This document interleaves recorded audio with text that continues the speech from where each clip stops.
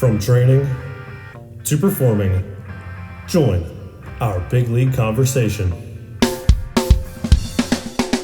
Welcome to the CSP Elite Baseball Development Podcast with your host, Eric Cressey.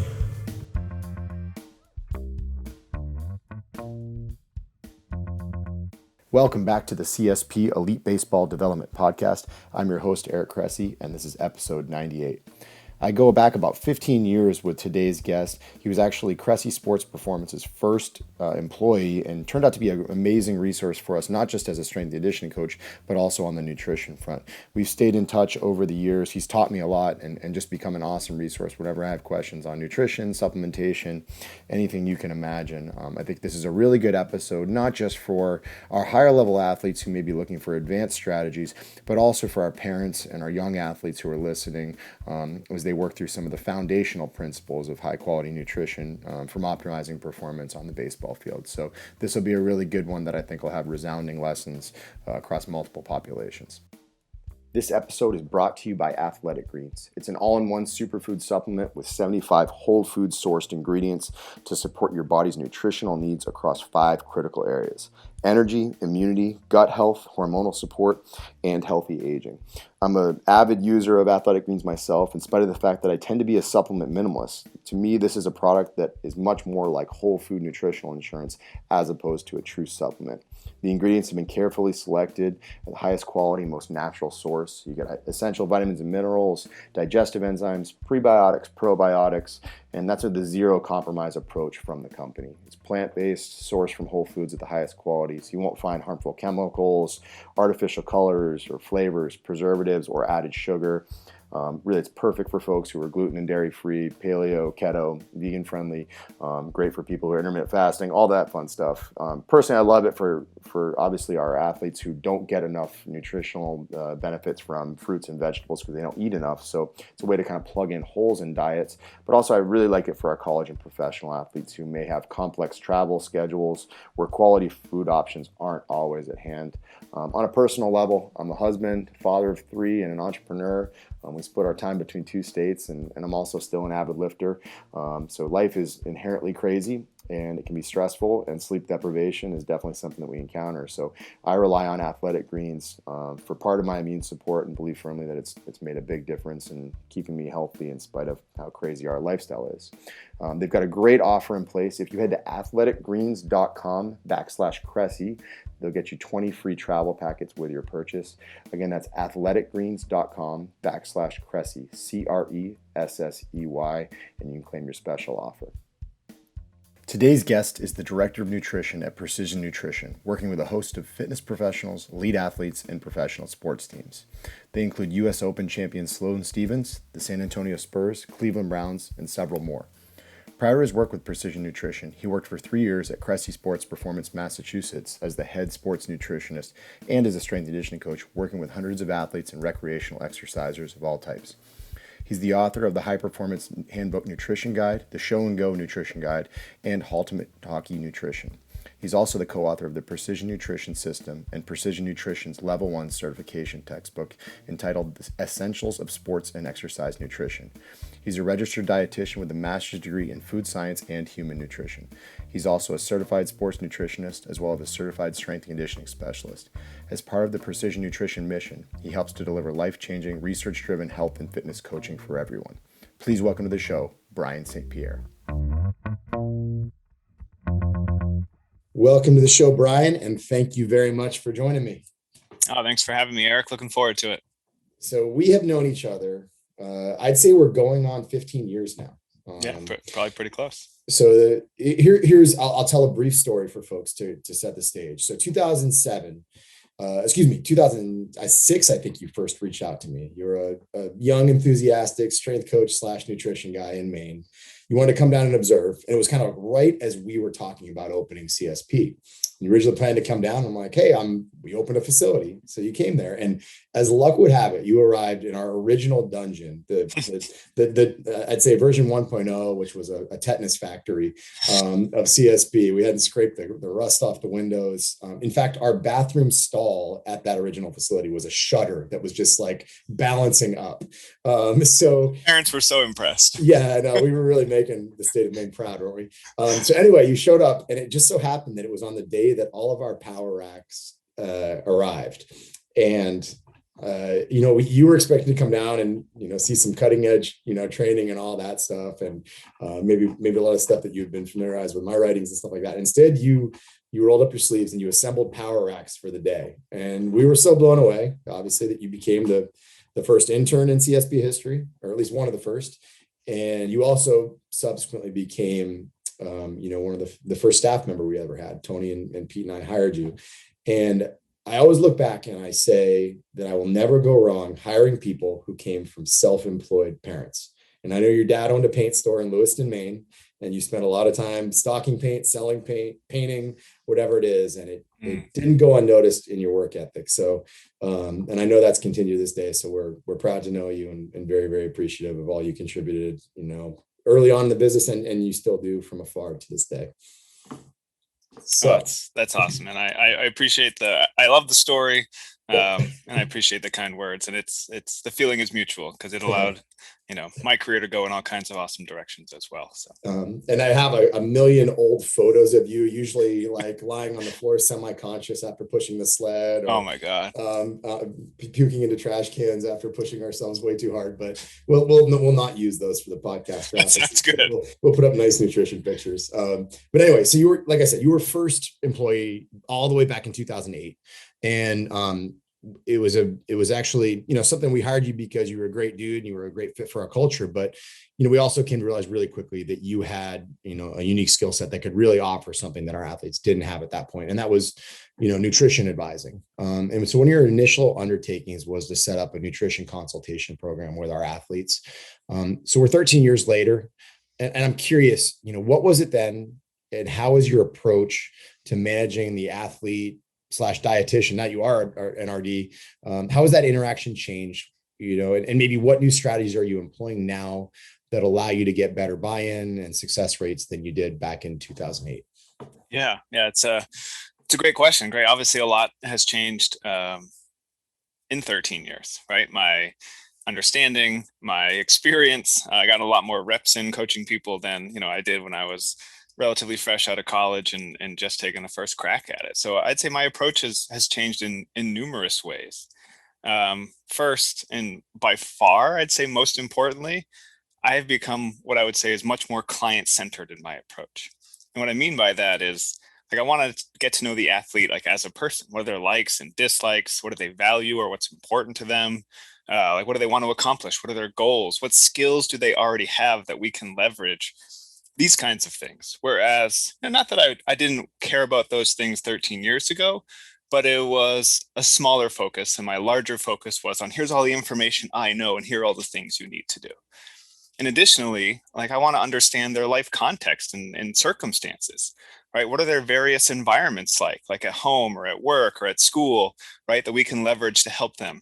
What supports do they have in place to help them achieve their goals, like social supports? So their agent, teammates, family members, spouse or partner. Do they have kids, another job? Are they taking care of an ailing parent if I'm working with an older athlete? Or what other competing demands do they have, right? Those kinds of things. And I know it can sound superfluous to eating or nutrition, but in reality, when you learn more about who they are as a person and their life and their circumstances, it makes working with an athlete, or any client for that matter, so much easier, right? And then you can help them build nutrition skills and employ the key nutrition principles within the context of their particular life. And you can do it so much more easily because you can come up with strategies and approaches that are tailored to their particular needs, right? There are some things we know all athletes need to do, but they can't all do them the same way because they all have different circumstances, right? You have 3 kids and manage 2 facilities and have another job and are doing a podcast. How you would employ those things is going to be very different than how a high school kid who doesn't grocery shop or cook, right? Or a college kid who's at school and there's a cafeteria and they don't have cooking skills yet either necessarily. There are very different ways to employ those things and to practice those skills.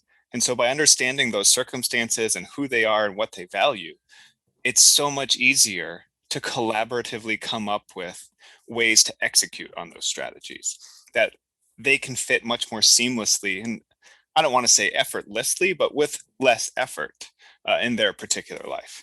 And so when I was like younger, to answer like the first part of your question, yeah, like I said, I was more narrowly focused on like physiological needs, right? How much protein does this athlete need? How many grams of carbs? How well timed is their intake, right? What's their workout nutrition look like? No, these things matter, right? They're what I went to school to study, and I've looked deeply into these things. But they can only be successfully applied, right? The athlete will only do them continually and successfully when you see the larger picture of their life. So that you can have a deeper understanding of them as a person, right? And they can employ those things much more easily and seamlessly, like I said before. Second, I'd say I've become much more nutritionally agnostic. And what I mean by that is I don't subscribe to any, specific eating style like keto or low fat or low carb, or plant-based or, omnivorous, what have you. Instead, I focus on teaching my clients and my athletes key nutrition principles and skills, and I help athletes follow those principles and build those skills regardless of their preferred eating styles. Whether you eat paleo or keto or plant-based, there are certain things that underlie all of those eating approaches that make them successful, right? Getting in plenty of protein, eating lots of vegetables, eating mostly minimally processed whole foods, etc. So I help the clients or the athletes do those things better and more successfully within the context of their preferences, rather than trying to force everyone to eat the same way. And not that I feel like I was, overly prescriptive even in my youth, but I had stronger opinions about certain eating styles where it was, hey, everyone should kind of eat balanced, or I had a stretch where I was emphasizing lower carb because I was younger and more easily swayed. And as I've been around longer and seen more, you just come to recognize and appreciate and realize that various things work for various people, but there are key underlying elements that facilitate that, right? That make all of them successful. And then there's minutia that are maybe not minutia. There are smaller pieces that are really about personal preferences or personal values, right? Someone might eat plant-based because of ethical reasons for animals. Cool. We can still make sure they get plenty of protein and eat lots of fruits and vegetables, right? And are still meeting their needs. Someone might eat paleo because, right, they don't like eating grains, or they bother their stomach, they have sensitivities. Awesome. We can work with that to still achieve those same principles and skills. And then finally, I would say a key contribution has been like a PN concept that I was exposed to when I came here, something we call deep health, right? I think oftentimes we have a small definition of what health is, right? It's very focused on like the physical dimension of health. How do you feel? What does your blood work say? Those things are important, but we would expand that definition. We have it as like 6 different dimensions: your physical health, your mental health, your emotional health, your environmental health, like your social relational health, and what we'd call like your existential health, like having a purpose, a deeper why. And ultimately, right, there's like a feedback loop between our deep health and our actions and behaviors. How we behave and act, and like the foods we eat and the lifestyle we live impacts our deep health. And then the status of our deep health also impacts our ability to take action and apply, say, better behaviors. So if we don't look at it from that broader perspective and see, oh man, this athlete's social health is really impacting their ability to eat well or to get sleep or what have you, right? We miss the larger picture and we just focus on the actual actions, but not the underlying supports that can influence or impact those actions. So when you start looking at it through a broader lens of, do they have a strong purpose and a value system for why they're doing these things, right? How's their mental and emotional health impacting? Are they under a lot of stress? Are they not managing their stress well? Maybe we need to help them manage their stress better, then they can eat better much more easily, right? So you see this feedback loop between these two things, right? Their nutritional skills and their nutritional principles and actions and their overall deep health through these various lenses and dimensions. And so by viewing athletes through this lens and seeing the different aspects of their health and how it impacts their behaviors and actions, and how their behaviors and actions impact these various dimensions of their health, you can ensure that one, they're taking actions and behaviors that will improve those various dimensions. Because too often we see athletes who make decisions purely based on performance or physical health. Perfect example would be, this was probably 5 or so years ago. I was working with an NFL player, former first-round pick. He was an offensive lineman, and he had gone to this offensive lineman camp. There was this guy, basically a strength coach, who was training a bunch of offensive linemen down south, and had all of them eating keto, every single one. Right? It was the opposite of being nutritional agnostic. Everyone had to eat keto. And he's like, at first, man, I felt awesome. I was like getting leaner. I was getting stronger. My performance felt good. So he was like all into it. Man, keto is the answer for me. But then he started feeling crappier. He also just realized, he was having issues with his partner because she didn't want to eat keto, and that's all he wanted to do. They wanted to go out places, and he was like so bought in because of the initial results he saw.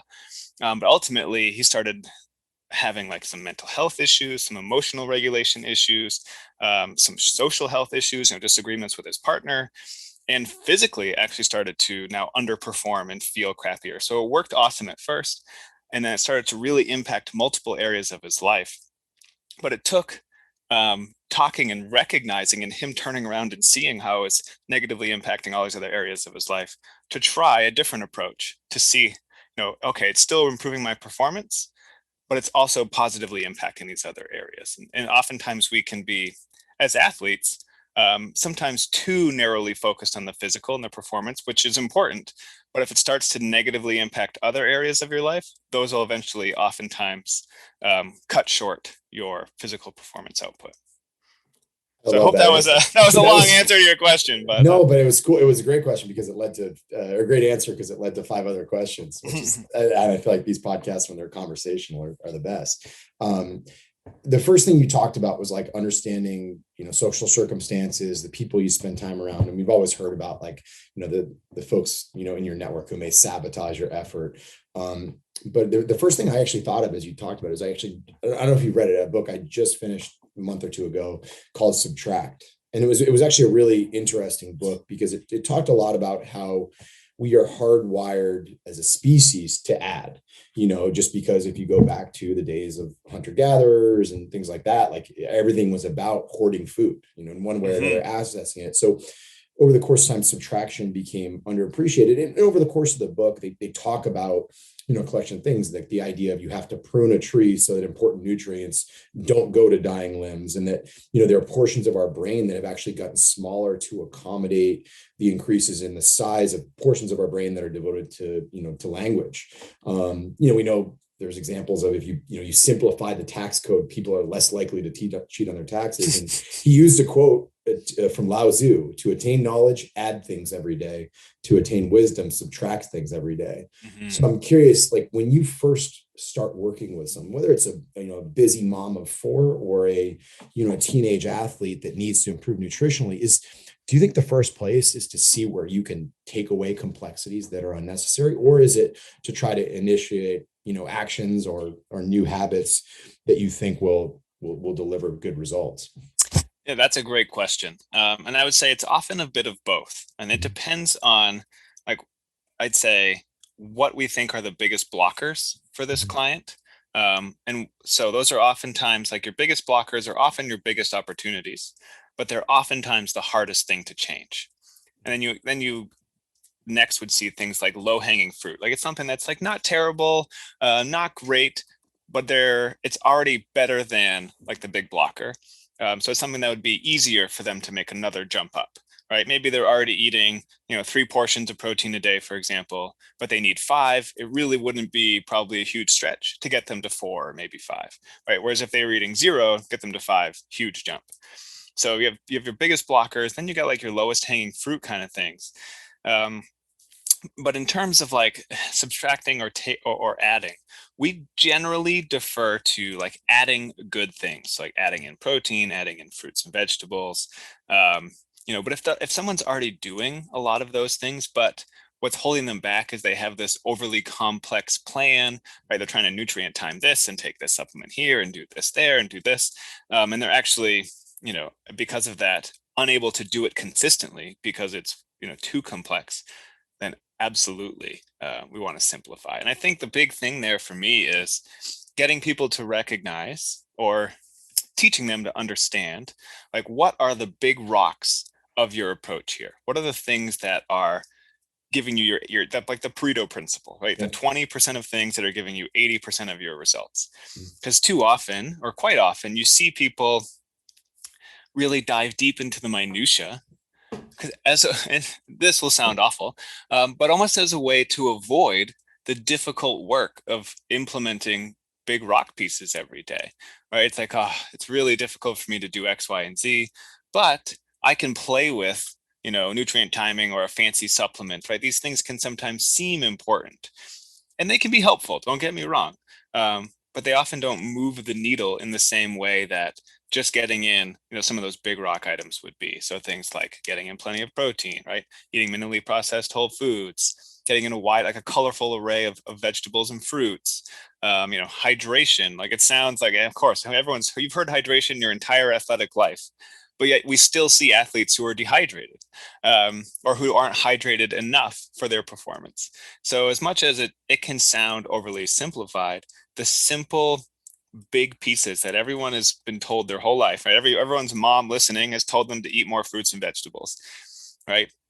But just it's taking what we already know and turning it into what we reliably do. So I would say in general, we tend to go for adding things because we just see that more often. We see clients or athletes who, are eating, fried foods, or who are eating lots of processed foods, energy drinks. And so instead of trying to take those things away, we focus on, hey, let's add in good things that are going to nourish you, fuel you, right? Put those big rocks in place. But for a client who's already maybe got some of those things, but has an overly complicated way of delivering them, that's when we look to simplify, because they already have, to actually use your quote, right? They've added a lot of knowledge already. Mm-hmm. Now for it to be a wise approach, it needs to be decluttered and simplified. For someone who doesn't even have the rocks in place, we're looking to add good things to it. Mm-hmm. A wealth of information creates a scarcity of attention. That was a Herbert Simon quote. And in our world, I think about it as the person who, chronic aches and pains and has been hitting refresh on WebMD for 5-6 years. And sometimes it's really, hey, you're training with terrible technique. This is not working for you. I chase simplicity wherever possible. And I think there's nutrition parallels for sure. And you maybe hinted at this. So all the way back, you didn't hint at this. I'm inferring from what you just said. All the way back, we talked about John Berardi's 7 habits of highly effective nutritional programs. And that was even something I think we used as a foundation for some of our original paperwork with athletes. Yeah. And, adapted it. And I'm going to read the 7 briefly prior to asking the questions. Number 1, eat every 2 to 3 hours, no matter what. That should be 5 to 8 meals per day. Number 2, eat complete lean protein with each meal. Number 3, eat fruits and or vegetables with each meal. Number 4, ensure that your carbohydrate intake comes from fruits and veggies, the exception being workout and post-workout drinks. Number 5, ensure that 25 to 35% of your energy intake comes from fat, with it ideally split between saturates, monounsaturates, and polyunsaturates. Number 6, drink only non-calorie containing beverages, the best choices being water and green tea. Number 7, eat mostly whole foods. And I'm curious, as you listen to that, like, what's your initial gut take on it? Is it there are a lot of maybe, and it depends, or do you feel like that's still a really solid list to work from? I'd say it's still a mostly solid list to work from, right? Of course, as science moves on and as times change and our understanding evolves, there are some things I would certainly modify there. I'd probably flip number 1 and number 7 for sure, right? Whole foods would be the first thing we're focusing on. The exact number of meals you eat we thought was much more important than it is today. Right. There was some early research that indicated, you should be eating more frequently and it can provide X, Y, and Z benefits. Subsequent research hasn't necessarily borne that out. But for athletes, you do need to eat on a regular basis to make sure you're getting enough in overall to support your output, right? Athletes are much more active than even just like your general active exercise person. So you definitely need to eat regularly to support that, but you need to eat every 3 hours, every 2 to 3 hours. No, it's probably a bit much. 3 to 5 meals per day is probably solid for most athletes, but protein, yes. Colorful fruits and vegetables, yes. The carbohydrate one for athletes, I would expand on that in particular, right? Like athletes, maybe not as much for baseball players. It's not as carbohydrate demanding of a sport as say something like soccer, right? Or basketball, where you're just moving consistently so much more. And it's about, intermittent powerful expressions. So there's less carbohydrate demand, but still they play so many games. In practice, there is a grind element there. And so I would still expand the carbohydrates there a little bit. But for the most part, I'd say that's, accurate enough. Getting in plenty of healthy fats. I would probably simplify some of the language there. But on the whole, yes, you want to make sure you're getting in enough healthy fats to support hormonal health and immune health, particularly like omega-3 fats. So from fish and seafood, those are the most important. And then, what was the sixth one again, Eric?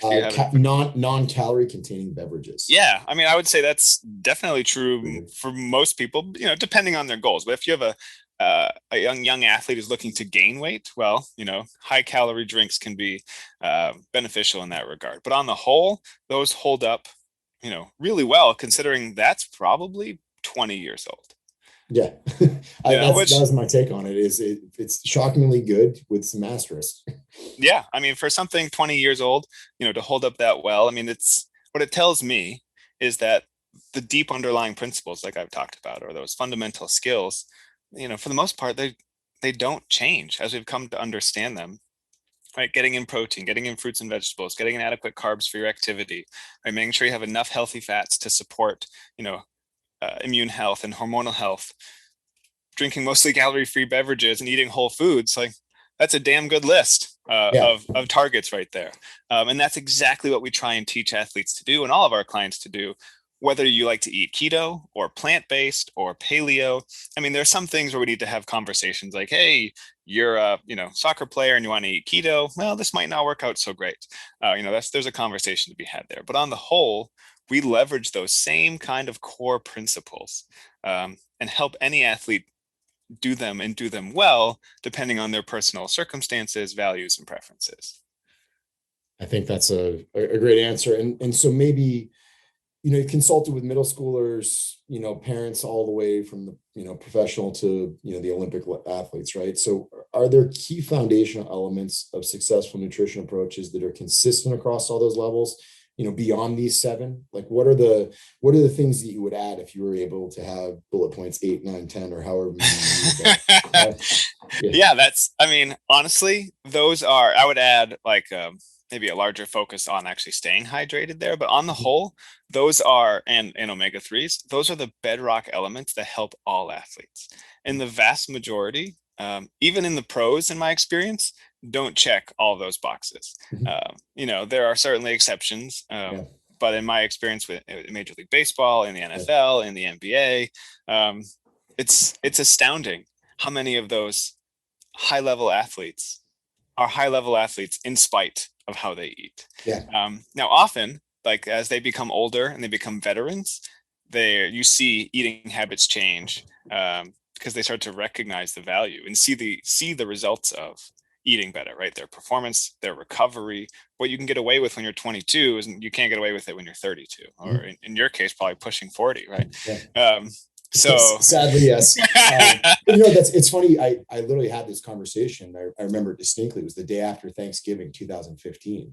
And, 2 of our athletes, one of them is retired. One of them, just eclipsed 10 years of major league service time. And they came in and it was like, man, I feel terrible today. And you know, it is when you were 22, you crushed Thanksgiving and you came in the next day and all you wanted to do was lift big weights and get after it. You had this like carbohydrate bloat, like all these other guys, as they get older, like now they come in and their joints ache, they've got headaches. They just feel horrible after they eat the wrong stuff. There is absolutely something that happens in that 22 to 32 range where you just can't bounce back from eating terrible foods. And we see it a lot, obviously, like, Tom Brady obviously is like the poster boy for, nutrition impacting longevity in the game, regardless of what we think about the actual principles. It's something that he highlights, and attributes a lot of his success to. But I think it's an interesting point. The one I was actually going to ask you about, if I had to add number 8, it would be sleep quality. And I think, speaking from me personally, like if my kids are up all night, I'm starving the next day. It's, I know there's a very intimate link between, sleep quality and quantity and, the leptin response and appetite and all these things. And we just also know, like, people who have terrible sleeping habits tend to make poor nutritional choices. If you're that guy that's up until 2 a.m. every night, it's not that necessarily eating late is bad. It's that the food that's available to you at that hour, you're more likely to eat crappy food in a pinch, because let's be honest, nobody's making a broccoli and spinach omelet at 1 a.m. Right. No, that's a great point. And so, yeah, beyond the nutritional components, there are some key pieces there for sure. And like sleep and recovery is huge. There was a great article, I think it was in ESPN, the magazine, a handful of years ago, where, some sleep specialists who consulted in the NBA basically created like a little mini algorithm where they could predict with like 75% accuracy when a team was going to lose just based on their schedule. Didn't matter who they were playing, because when they played, like, this was a handful of years ago before they kind of started cutting back on the back-to-backs or even 3 games in a row. If they were playing their 3rd night in a row, like there was a 75% chance or 72%, I don't remember the exact percentage, a very, very high chance that team was going to lose no matter what team they were. Because even at that level, like, these guys are taking care of their bodies and doing what they can.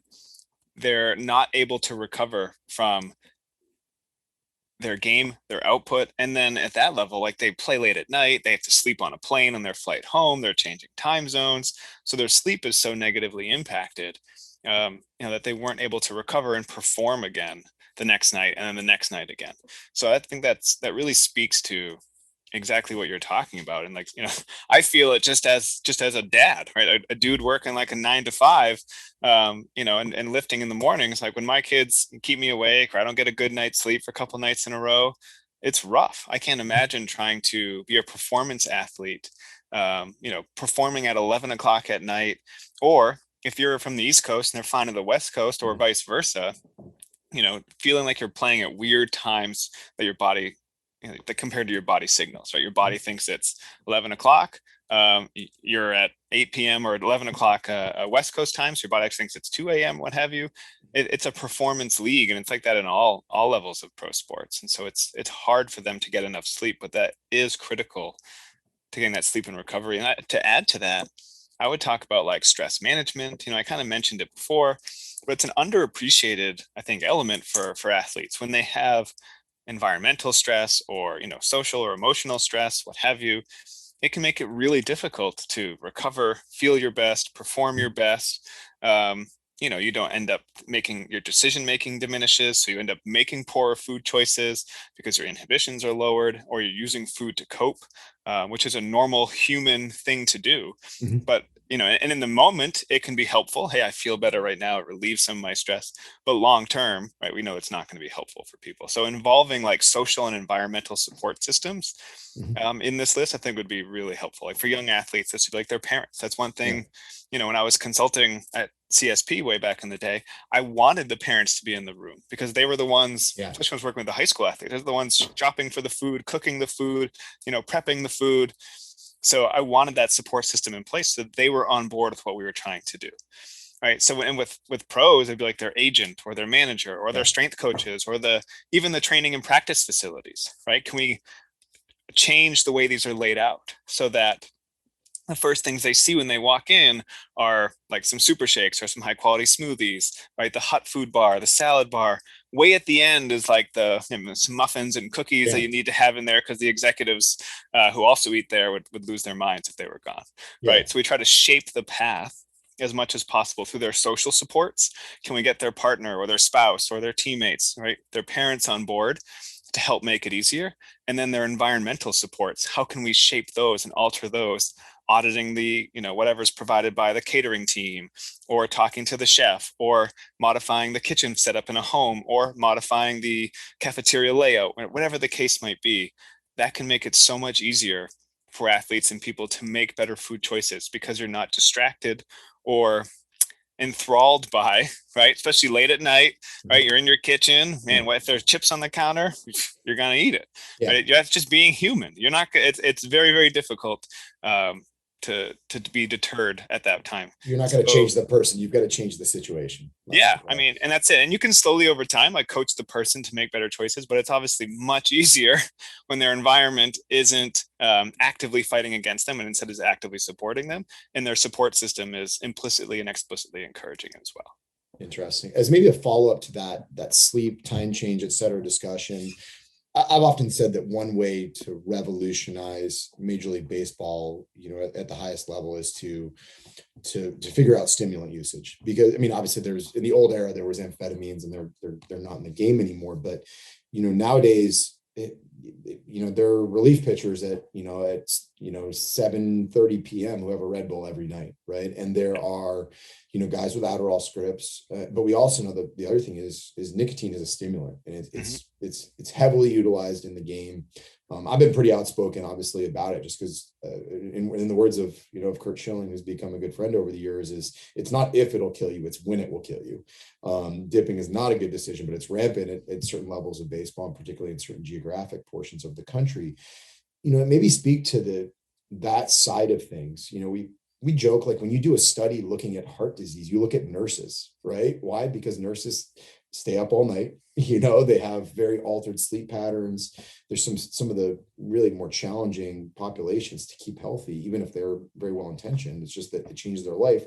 Does stimulant use drive athletes down that path? Like, should we be really careful about the 21-year-old college guy that has to have an energy drink every day, that that energy drink is also paired with a dip and a couple cups of coffee in the morning? Like, what are the long-term implications for some of these young athletes that are making those decisions? Yeah, I mean, I think the nicotine one goes without saying. I think Kurt hit the nail on the head there, right? It's not if, it's when. It's going to have so many downstream impacts, right? Like, as you know, my wife is a dentist, so she sees the mouths of people who dip, and the toll it takes on their oral cavity. Makes it, over long term, it's going to make it harder for you to eat. And that may not seem, when you're 20 and it's not impacting you now, it may not seem like a big deal. When you're older, like, Kurt, I'm sure, could talk about it. When you're older and you're looking back, you're going to have serious regrets about those decisions because of the long-term health implications, the mouth health, the throat health, the overall bodily health, right? Your risk of cancer. And there's a whole host of issues that increase there. So the nicotine one, I mean, to me, it goes without saying. And now, at the same time, I understand why athletes are doing this, right? Why are they having the nicotine and the stimulant at 7 p.m. at night, right? Because they are so highly focused on maximizing their performance. But ultimately, this is going to start having detriments on their physical health. So it'll give a short-term performance boost for a long-term, most likely, performance detriment, right? It could, in many ways, end up shortening your career. If you're not getting sleep and you're not getting recovery, I mean, Tom Brady talks a lot about sleep. He talks a lot about nutrition, which we all know, but he also talks about sleep and recovery. I wouldn't say as much, but he takes it as seriously because he's come to discover how valuable that is, right? And coffee or energy drinks are not sleep in a can, right? So yes, they can give you that short-term boost, which might help your performance, but they're going to come at a long-term cost when you're taking them so late at night, and then they're disrupting your sleep. So your sleep is diminished. So now over time, your performance is going to diminish. I mean, there's so much evidence on performance being decreased just from 1 or 2 nights, usually like 2 nights of poor sleep. When you're playing baseball and you're playing, 50, 100, or the pro level 162 games, and you're constantly disrupting your sleep like that, by the end of the season, your performance is going to have diminished significantly.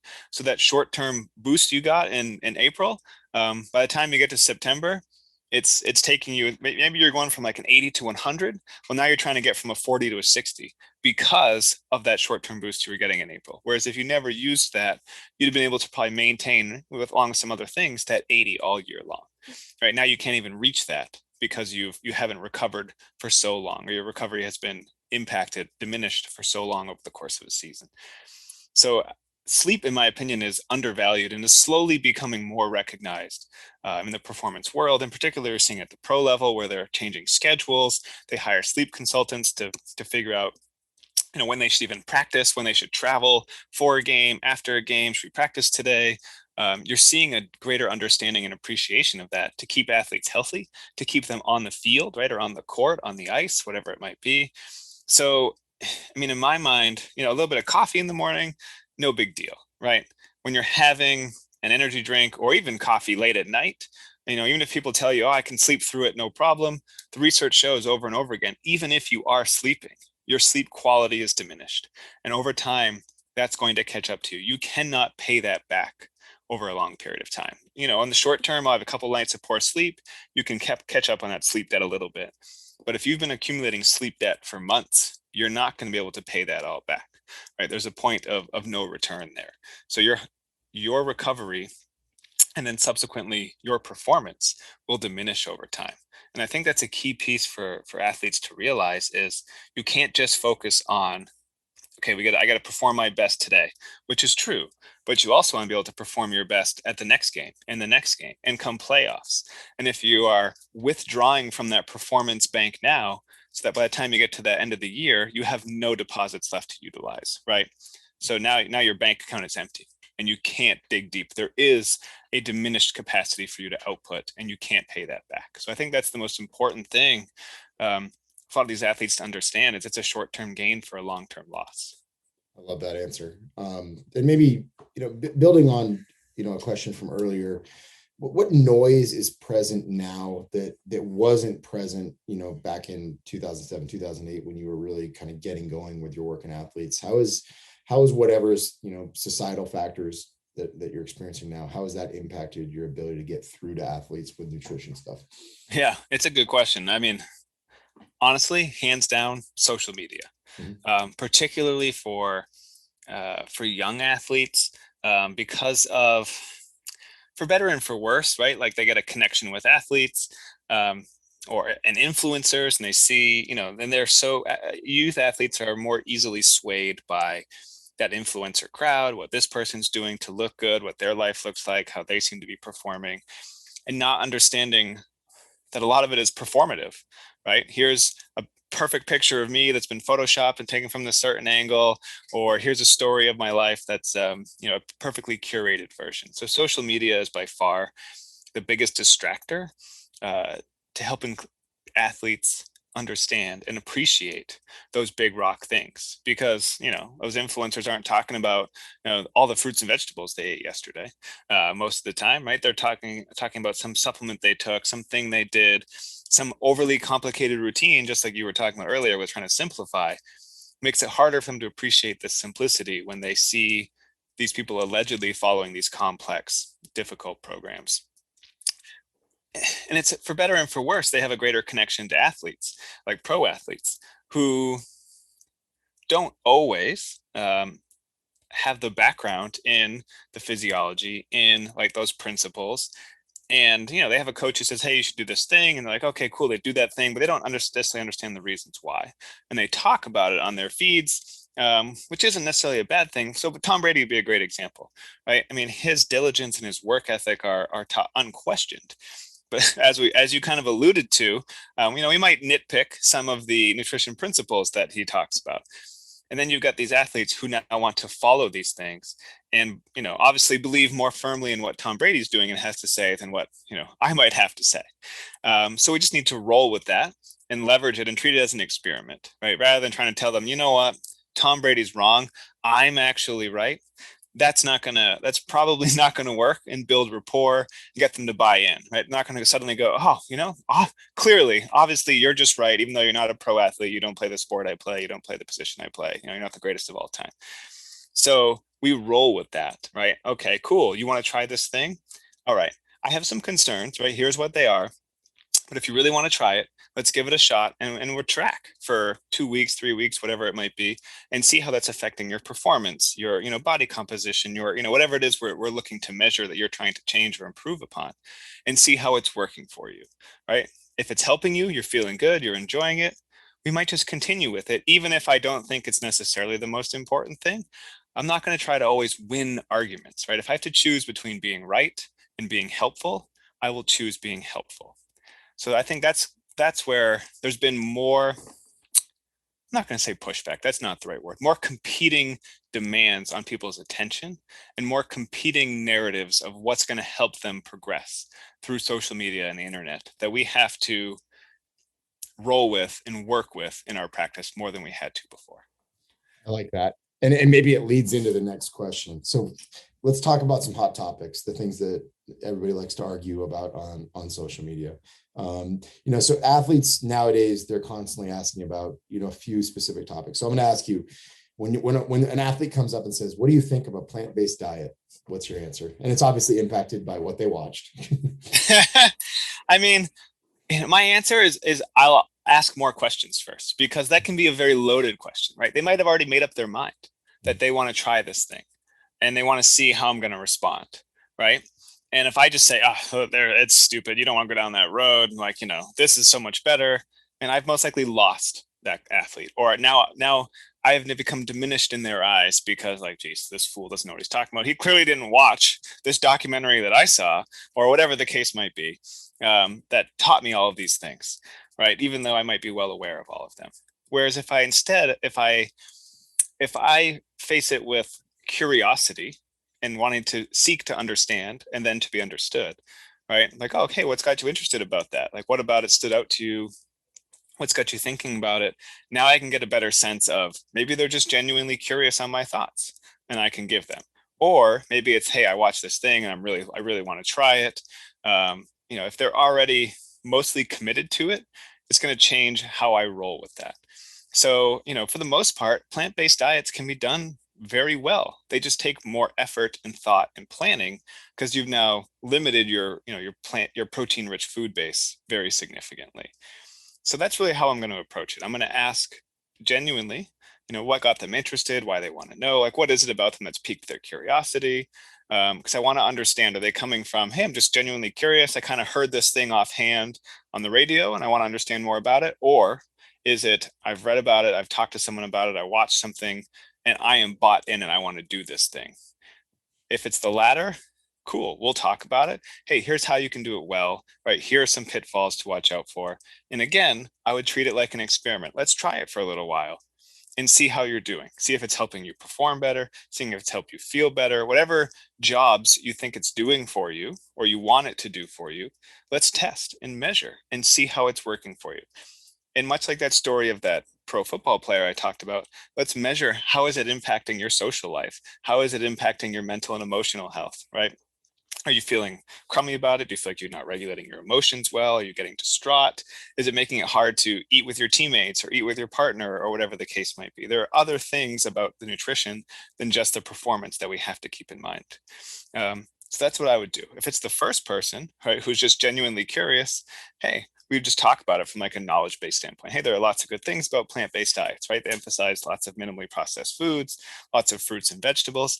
Now, they might exclude foods that could be perfectly healthy and beneficial for you.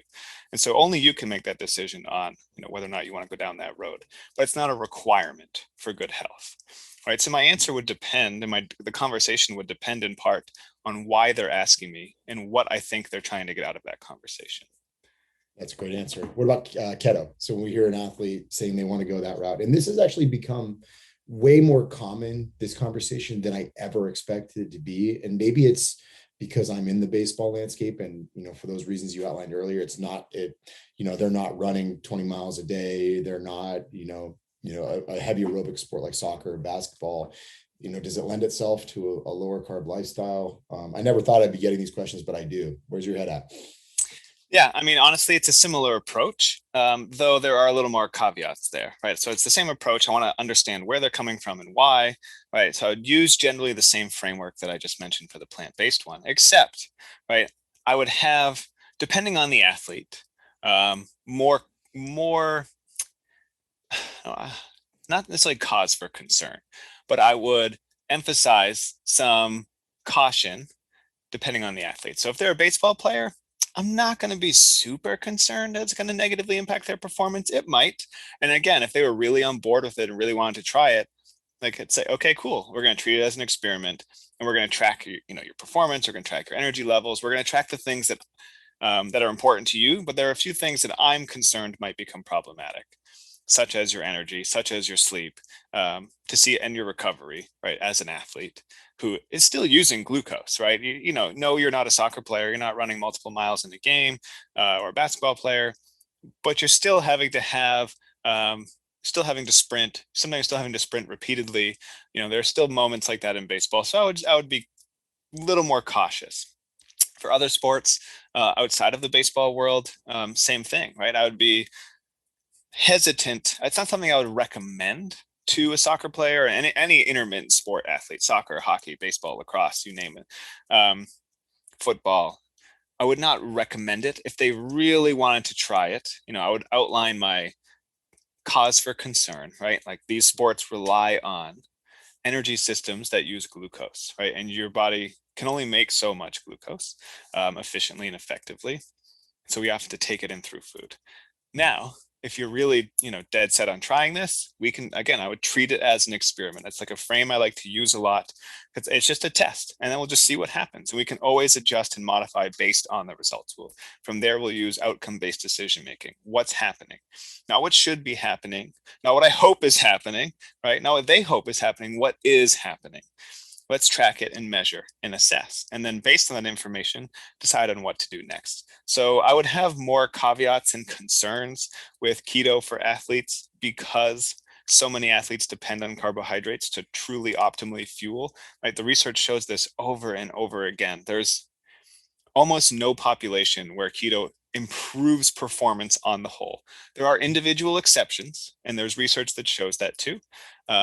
If you're an ultra endurance athlete, perhaps, or if you're going backpacking, in the woods for days, it can be a helpful adaptation to eat keto for a while before that. And then, because you can carry fat-rich food, it takes less weight. There's a whole bunch of logistical reasons why that's beneficial too. But that's a pretty small percentage of people that I work with relative to, intermittent sport athletes, right? Where the evidence doesn't currently show any proven advantage or benefit for health, for performance, right? For any of those markers for athletes.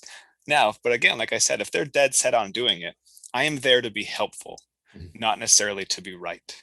So let's work on helping them do it well, seeing how it's working for them. If it is working, continue to help them do it well. If it's not working, help them see that so we can make better decisions for them moving forward. I think effectively it's coaching. You know what I mean? Exactly. It's very easy to tell everybody, do this, do this, do this, but the lessons often are better learned if you're guiding them to that discovery. If you're facilitating their ability to learn that lesson in a way that's going to be more impactful for them remembering it. And they're learning it through it's experiential learning, right? Yeah. I've actually tried this thing, and we measured outcomes, and we saw that it wasn't actually helping me. That's going to be way more effective than me saying, hey, this isn't going to help you. But they just, saw Tom Brady or whomever talk about how it is going to help them. Mm-hmm. I'm not going to win that argument in most cases. Mm-hmm. So rather than trying to win or be right, I'm going to choose to be helpful and guide them to see, maybe I'm wrong. Maybe it will work for them, right? Maybe there's some athletic anomaly. Mm-hmm. Or I can let them experience it and try it themselves and test it out for themselves and see what their actual outcomes are.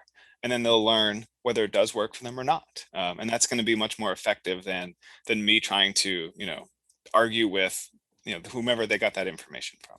I think where it becomes challenging. I mean, I'll give you the example. We had a minor league prospect this offseason. It was a very athletic young prospect in his early 20s who, threw at 94 to 96, really good arm, great curveball. And he's like, hey, I want to get more cut up. And, for a guy to say that at 6'3", 195, you're concerned because you're not really heavy enough in the first place. We kind of use 6'3", 205. It's kind of like a baseline of where people should be. And, he's like, I want to get leaner. And, he kind of went off and did it on his own. And he showed up to spring training. He was 90 to 91. It's like, it's very obvious this didn't work. Mm-hmm. And you hate that it's in his eyes, it's an off-season wasted. But he had to learn that lesson, no matter how much we wanted to say. And we did say, I don't think it's a great idea. Here are probably some other strategies, making better food choices while maintaining weight and just trying to improve body composition. But, that was a lesson that he kind of had to learn. And it won't be a lesson he'll have to learn again. Velocity is velocity. It's a very, objective measure of whether something worked. And it's probably the most important measure in most of these kids' eyes, whether that's right or wrong. So, yeah. And it's a great, it's an unfortunate example. Yeah. But it's a great example because if you had just tried to, hammer against that athlete, the chances are they were still going to try it anyway. Right. They're going to do it. And so now you lost respect, or you lost, you didn't feel like you were out to help them. They feel like you were out to just be right. Well, the thing I also now have in my back pocket is I have that athlete in our gym. Anytime that conversation ever comes up with another athlete who's going through it, you say, hey, if you're 240 and you're thinking of going to 230, that's a totally different ballgame from going 195 to 185. Like those 10 pounds are markedly different percentage of absolute, total mass. So, and then maybe the last one I want to ask about is intermittent fasting, because I actually do think it's an intriguing experiment in the baseball world, just because the majority of games, particularly at the professional level, are played at night. It does seem like there are a lot of athletes that do well with it. I see people doing it by accident, where it's the kind of thing where, you play a 7:00 game. By the time you get home, it's almost midnight. They might eat right after the game, and, it takes time to wind down. They're in bed at 1. They may sleep till 9. And then they'll just, wait a couple hours before they get to the stadium. So they wind up kind of eating, 1 to 10 p.m. or something like that. It works for their lifestyle. And there's never that feeling of, oh my gosh, I'm exhausted and I have to go and, I have to work out hungry. Have you seen that be effective for certain athletes, or is it something you try to steer clear of? No, it's not something we necessarily steer clear of. I'm less concerned about, that approach to intermittent fasting, where I won't even necessarily call it intermittent fasting. Yeah. It's like, it's a delayed onset of eating is really what it is, right? Yeah. Ultimately, because they're still eating every day, just in a slightly shorter window, right? So it's like a time restricted feeding. I think it's actually what we're calling it these days in the literature. And there's late time restricted and early time restricted. But ultimately, if an athlete is having to perform late at night, and they get up, that's their schedule, right? So so long as they are following those same principles we talked about earlier, right, and are getting in enough overall energy to meet their needs, right, to support their growth and development, to support their physical output, and to maximize their performance and recovery, then I don't care if they're eating over the course of 9 hours or 12 hours, right? That's ultimately an irrelevant time period. The exact hours don't matter. You can make some arguments that you want to make sure people are spreading out their protein intake over 3 to 4 meals. Maybe that might make a little bit of a difference. But if they're eating from 1 p.m. to 10 p.m., that is still a very doable thing to accomplish.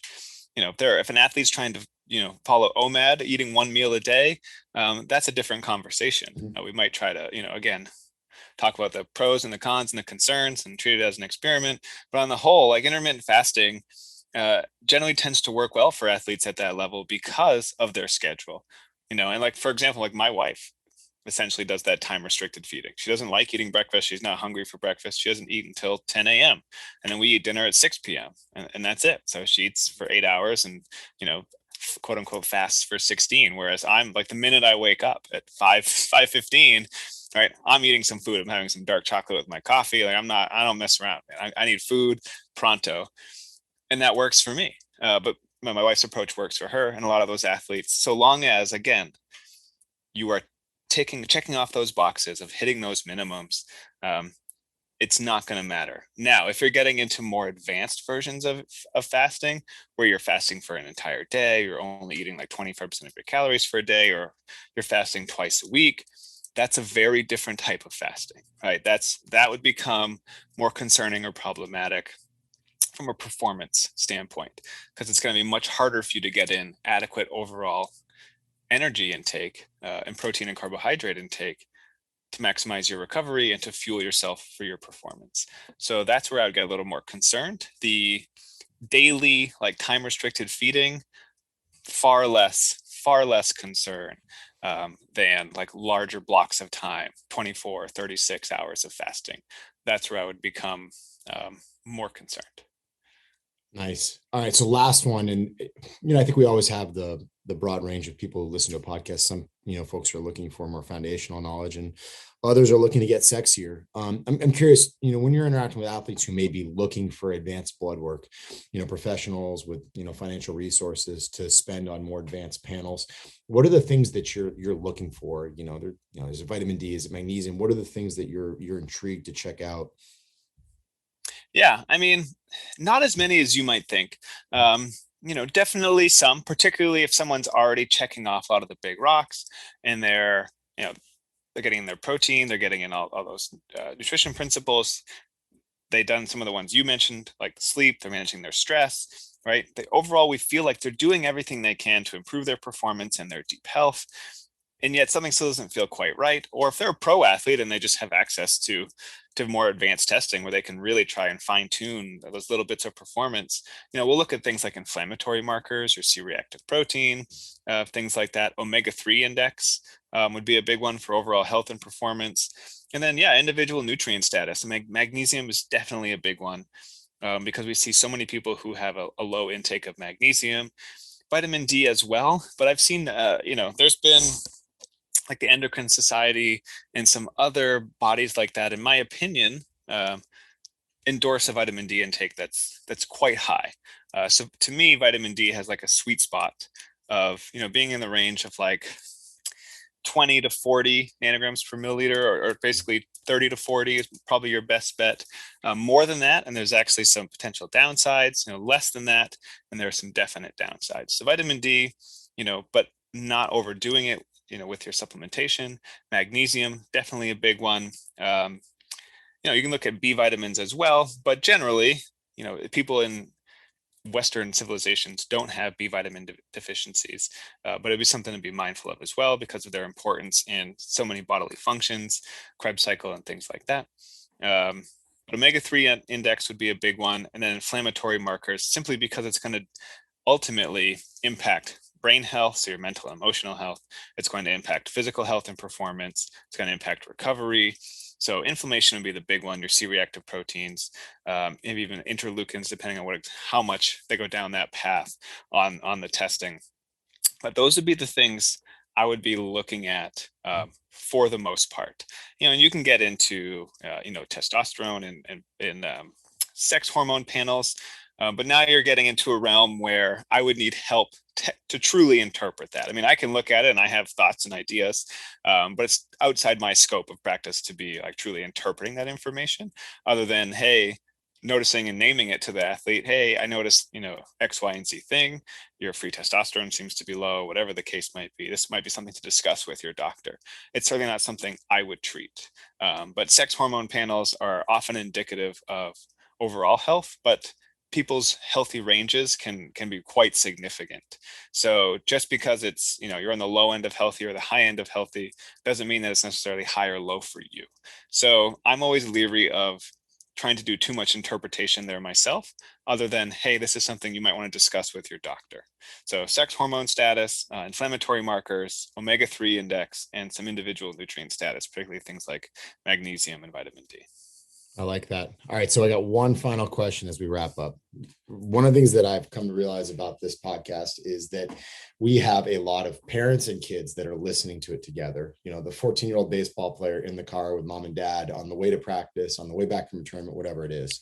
And what we know, since both of you and I are both parents, a lot of times there are messages you want to deliver your kids that just aren't quite as impactful when they come from mom and dad. But when you have an outside coach or other resource that delivers that message, it's definitely something that's delivered more effectively.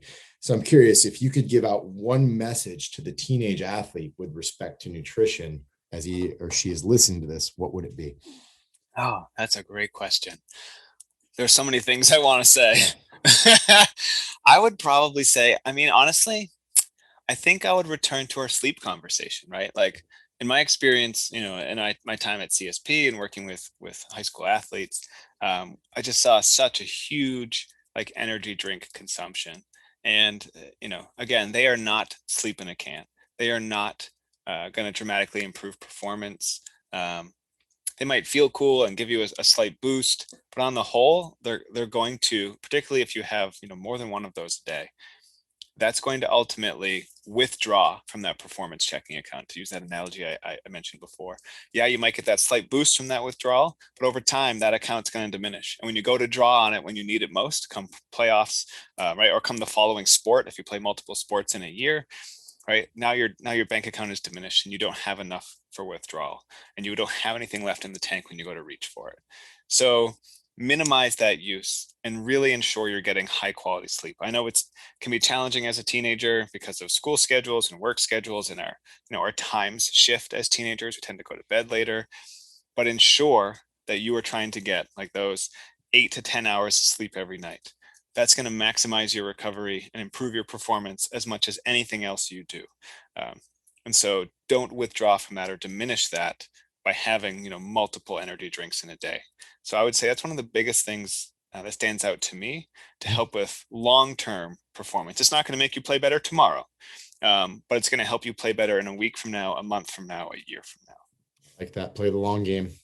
So Brian, this was tremendous. Also a great opportunity to catch up and hear what you've been up to. I know you're an intimate cog in the wheel at Precision Nutrition. Folks can learn more about that. It's precisionnutrition.com. They also have, great stuff, regular infographics, things like that on both Twitter and Instagram. So thank you very much for taking the time. Really, really good stuff. And I'm sure everyone listening really benefited.